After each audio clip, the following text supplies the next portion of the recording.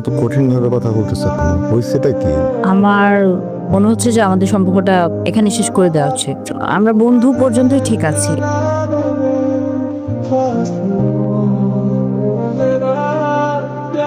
Ishan, I love you.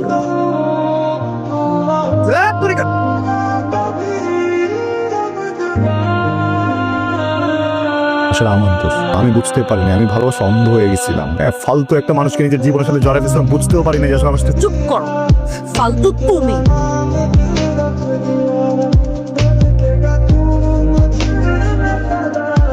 আপনি break করলে গাড়ি এই যে এখানে ধরতে পারেন, এখানে ধরতে পারেন, আপনার হাইট তো ভালো, এইসব সিটে ধরতে পারেন, আমাকে ধরলেন কেন? আপনি হ্যান্ডেল। সরি।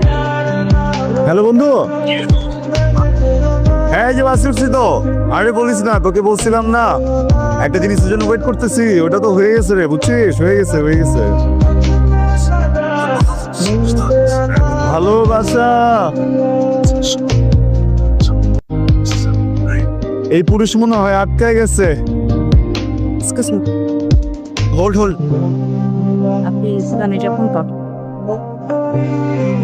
আপনি পার্সোনাল কথা হ্যাঁ বুঝতে পারলেন তো, পাবলিক ক্লিয়ান্স পাওয়া তো অনেক সময় খুন আছে। Sorry sorry. এই যে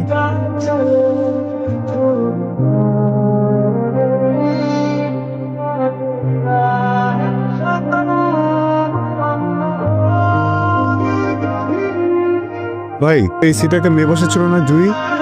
ওই গেল আগে স্টেশন নামছে।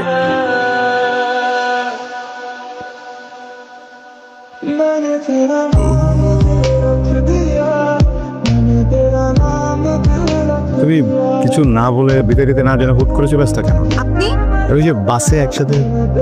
আচ্ছা, বুঝছি।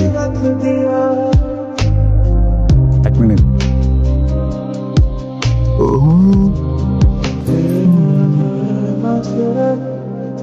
ভালোবেসে ফেলছি। তুমি তো ভাবতেছো এত তাড়াতাড়ি কিভাবে? আমিও জানতাম না আসলে এত তাড়াতাড়ি ভালোবাসা হয়ে গেছে। সারা জীবন বাঁচতে চাই।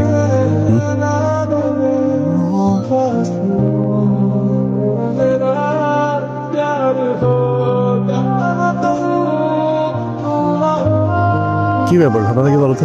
আমি পুরো ক্যাম্পাসে বুঝতেছি আর তুমি এখানে এসে বসে আছো। তুমি আমার সাথে লুকোচুরি লুকোচুরি খেলো? আমি আপনার সাথে লুকোচুরি লুকোচুরি কেন খেলবো বলেন? আপনি আমার কাছে কি চান বলেন তো? তোমাকে। আচ্ছা, আপনার মুখে যখন যা আসে আপনি তখন সেটাই বলে ফেলেন না? বলার আগে একটু ভাবেন না? আমি মোটেও এরকম না।